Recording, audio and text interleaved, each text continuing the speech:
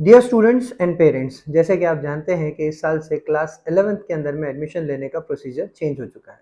Last year तक procedure बड़ा simple था। आप अपने पसंदीदा कॉलेज में जाते, फॉर्म भरते, फी पे करते, डॉक्यूमेंट सबमिट करते और आपका एडमिशन हो जाता। इस साल से इस प्रोसेस के अंदर में कुछ चेंजेस हैं। अब आपको अप्लाई करना है ऑनलाइन। वैसे ये प्रोसीजर नया नहीं है, महाराष्ट्र के कुछ डिस्ट्रिक्ट्स में ये प्रोसीजर ऑलरेडी फॉलो किया जा रहा था। बस ये है कि इस साल से अब ये procedure overall the state apply किया जा रहा है। अप्लाई करने के लिए आपको महा fyjcadmissions.in पर जाना है, यानी कि Maharashtra first year junior college admissions.in पर जाना है। वहां जाकर आपको रजिस्टर करना है। फॉर्म 2 पार्ट्स में होगा। पार्ट ध्यान से समझिएगा बात कि एडमिशन का एक्चुअल प्रोसेस 21 मई 2025 सुबह 11 बजे से स्टार्ट होगा। ये पोर्टल अभी ऑलरेडी स्टार्ट हो चुका है, लेकिन 20 तारीख तक ये पोर्टल स्टूडेंट्स के प्रैक्टिस के लिए है। आप वहां पर जाकर एक प्रैक्टिस फॉर्म भरकर देख सकते हैं। ये डेटा 20 तारीख के बाद में डिलीट हो जाएगा। आपको दोबारा से फ्रेश एप्लीकेशन करनी पड़ेगी। एग्जैक्टली पार्ट 1 में आपको क्या क्या डिटेल्स डालनी है उस पर हमने एक बहुत ही थॉरो और डिटेल्ड वीडियो बनाया हुआ है। वीडियो को अच्छी तरह से देखिए, फॉलो कीजिए, ताकि आपको एडमिशन प्रोसेस में किसी भी तरह का हर्डल फेस न करना पड़े। पार्ट 2 और चॉइस फिलिंग पे हम फिर से एक और वीडियो लेकर आपको डेफिनेटली अपडेट करेंगे। मीनवाइल अगर आपको किसी भी तरह की प्रॉब्लम होती है तो feel free and do not hesitate to contact RSC रमीशस क्लासेस यवतमाल। Thank you.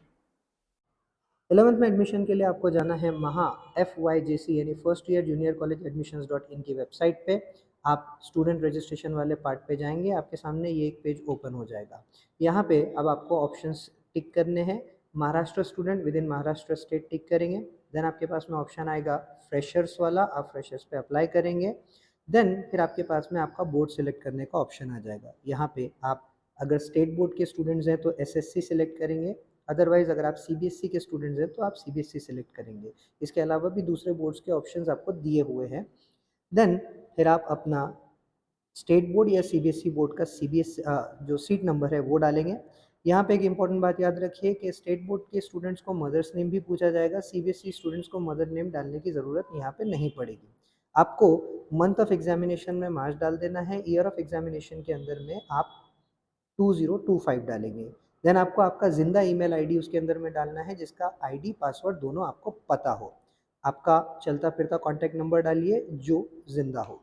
उसके बाद में सिक्योरिटी क्वेश्चन सेलेक्ट करते समय एक बात याद रखिएगा कि अगर आप कोई नाम सेलेक्ट करते हैं तो वो उसमें गैप, पासवर्ड में एक अपर केस होना ज़रूरी है और डिजिट्स के साथ साथ स्पेशल कैरेक्टर जैसे कि स्टार हैश वगैरह भी चाहिए। आप उसको रजिस्टर कीजिए, आपका एक लॉगिन आईडी जनरेट हो जाएगा। प्लीज़ उस लॉगिन आईडी को रख लीजिएगा, अदरवाइज वो आपके मेल पर भी आएगा।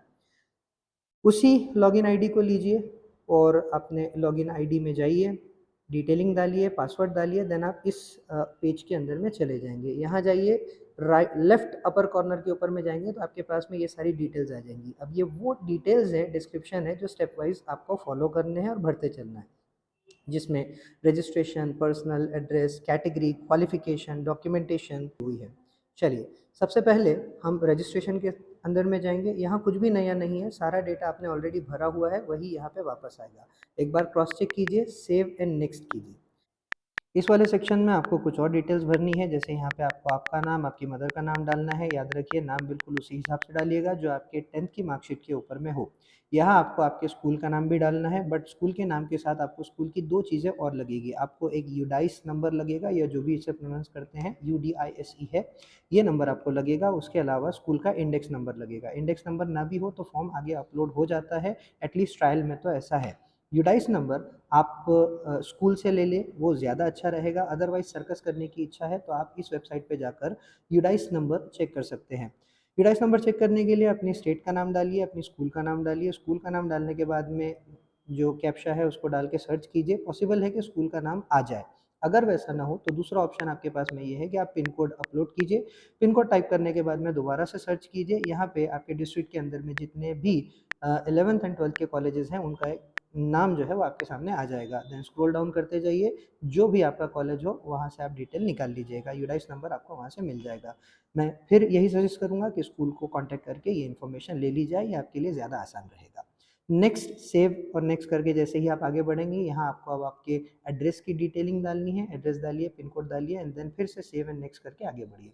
अब आप जाएंगे कैटेगरी वाले सेक्शन के अंदर में, यहाँ अपने अकॉर्डिंगली कैटेगरी डालिए जिस भी कैटेगरी में आप आते हैं एंड देन फिर उसके नीचे कुछ ऑप्शंस होते हैं जो आपको yes no yes no yes no yes no करते हुए जाना है। डिपेंड करता है कि आपके ऊपर में क्या एप्लीकेबल है और क्या एप्लीकेबल नहीं है।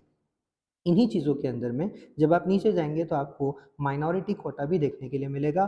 अपार्ट फ्रॉम कैटेगरी कुछ माइनॉरिटी स्कॉलरशिप्स भी होती है। इसमें दो टाइप्स आती है, एक लिंग्विस्टिक और एक रिलीजन माइनॉरिटी। रिलीजन माइनॉरिटी मुस्लिम जैन होते हैं। लिंग्विस्टिक माइनॉरिटी में हिंदी आता है, सिंधी आता है, उर्दू आता है। ये आप थोड़ा सा डिटेलिंग इसका निकाल लीजिए।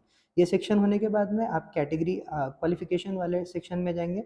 यहाँ पे आपको पास डालना है। पास डालने के बाद में आप यहाँ पर आपसे इंग्लिश एंड साइंस में पासिंग के बारे में पूछा जाएगा, दोनों में यस कीजिए। और जब हम सीबीएसई का फॉर्म फिलअप कर रहे थे तो बेस्ट ऑफ 5 का ऑप्शन आपको पूछा गया, तो जो भी 5 आपके बेस्ट सब्जेक्ट्स हैं उनके मार्क्स जो है आप उसमें डाल, तो जो भी 5 आपके बेस्ट सब्जेक्ट्स हैं उनके मार्क्स जो है आप उसमें डाल दीजिए। उसके बाद में अब आप डॉक्यूमेंट वाले पार्ट में जाएंगे विच इज़ मोस्ट इंपॉर्टेंट। तो हमने एक ओपन कैटेगरी का फॉर्म ट्राई किया था, तो उसके अंदर में आपको ये सारे डॉक्यूमेंट्स की ज़रूरत पड़ी थी। याद रखिए अगर आप किसी भी कैटेगरी के अंदर में आते हैं तो आपको ये सारे फाइल्स अपलोड करने की ज़रूरत पड़ेगी। इसके अलावा अगर आप लिंग्विस्टिक माइनॉरिटी वगैरह में आते हैं तो आपको एक सेल्फ डिक्लेरेशन की भी ज़रूरत पड़ती है। देन फिर आप नेक्स्ट पेज पे जाइए। जैसे ही आप नेक्स्ट पेज पे जाएंगे अब यहाँ पे थोड़ी सी पैसों की बात होगी। आपको 100 रुपीज़ या शायद कैटेगरी वाले स्टूडेंट्स के लिए पॉसिबल है कि कम भी हो, फ़ी पे करनी है। फ़ी करने के बाद में लास्ट में एक और बार चेक कर लीजिएगा आपका फॉर्म एंड देन फिर उसको प्रिंट कीजिए, सेव कीजिए। और यहाँ एक और बात इंपॉर्टेंट याद रखिएगा, जब हम फॉर्म फिलअप कर रहे थे तो एक पॉइंट उसके अंदर में ये था कि जब आप ये एप्लीकेशंस का प्रिंट लेंगे, प्रिंट और डॉक्यूमेंट के साथ में, during filling up the form आपको एक ऑप्शन ये भी पूछा जाएगा कि आप किस इंस्टीट्यूट में जाके इन डॉक्यूमेंट्स का फिजिकल वेरिफिकेशन करवाना चाहते हैं। क्योंकि ये ट्रायल पार्ट था तो इंस्टीट्यूट्स के नाम अवेलेबल नहीं थे, बट जब आप ये फॉर्म फिलअप करेंगे तो आपको एक ऑप्शन ये भी पूछा जाएगा कि ये जो भी डॉक्यूमेंट्स आप अपलोड कर रहे हैं, ये जो आपका फॉर्म है, डिटेल है, इसका एक फिजिकल स्क्रूटिनी भी होता है। आपको वो एप्लीकेशंस और डिटेल्स लेकर कॉलेज या जो भी स्कूल आप सेलेक्ट कर रहे हैं वहाँ जाकर फॉर्म को एक बार से चेक करवाना पड़ेगा। सो होप कि ये प्रोसीजर आपके लिए आसान हो और ये वीडियो से आपको हेल्प मिली हो। Thank you very much and for any query regarding the career options please contact Premises Classes RSC Yavatmal। Thank you.